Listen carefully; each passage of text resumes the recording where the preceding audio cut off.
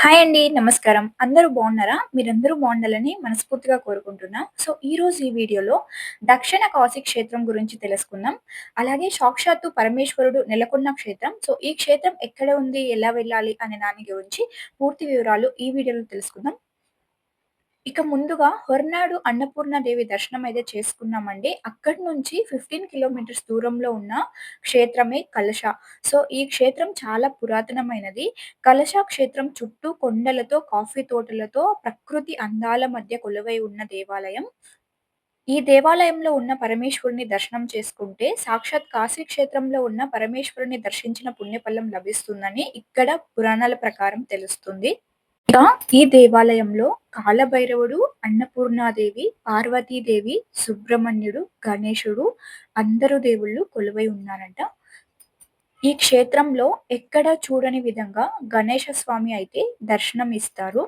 అన్ని దేవాలయాల్లోనూ గణేశ ముఖం మాత్రం ఏనుగు రూపం దాల్చి, మిగతా శరీరమంతా మానవ రూపంలో కనపడుతుంది కదా! కానీ ఈ శ్రీ దక్షిణ కాశీ కాళేశ్వర దేవాలయంలో మాత్రం గణేశ స్వామి 2 ఏనుగు రూపాల్లో దర్శనం ఇస్తారు. ఈ దేవాలయం గురించి కొన్ని విషయాలు తెలుసుకుందాం.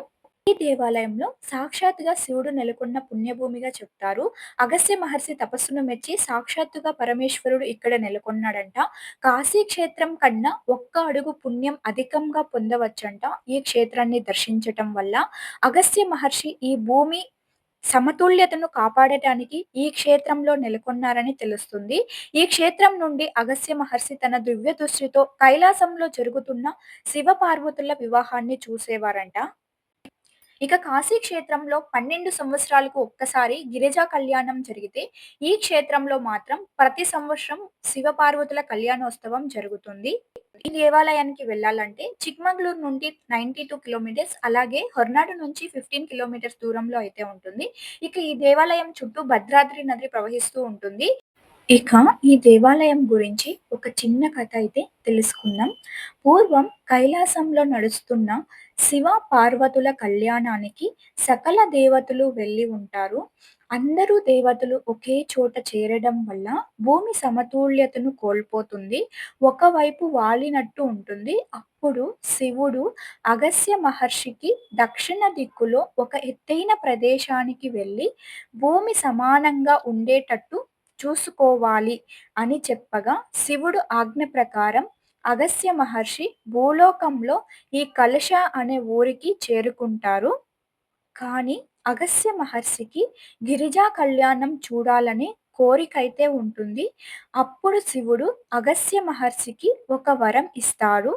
అదేమిటి అంటే, తను ఎక్కడ ఉన్నా తన దివ్య దృష్టితో గిరిజా కళ్యాణం చూడవచ్చు అని చెప్పగా, దానితో సంతోషించి అగస్త్య మహర్షి ఈ దక్షిణ దిక్కులో ఉన్న కలశ అనే గ్రామం చేరుకుంటారు. ఈ క్షేత్రానికి అగస్త్య మహర్షి రాగానే భూమి సమతుల్యతలు మళ్ళీ మొదటి లాగానే చేకూరుతాయి.